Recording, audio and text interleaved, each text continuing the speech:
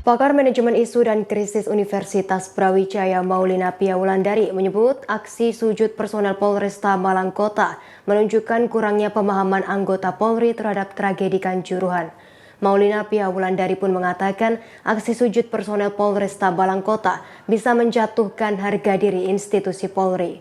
Pia berujar permohonan ampun secara bersujud tak akan menurunkan tuntutan publik. Dalam hal ini terhadap penyelidikan kasus tragedi Kanjuruhan. Menurut Pia, sebagai institusi penegak hukum, Polri seharusnya meminta maaf sesuai koridor hukum. Dikatakan Pia, aksi sujud tersebut hanya aksi pencitraan sepihak saja. Ia menyebut hal itu tak masuk akal jika seorang Kapolres harus sujud memohon ampunan publik.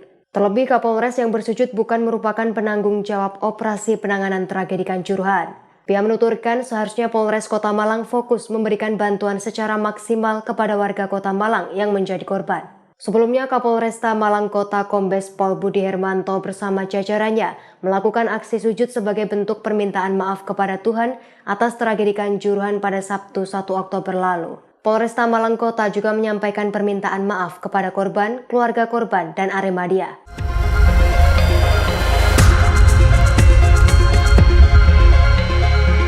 Terima kasih sudah nonton.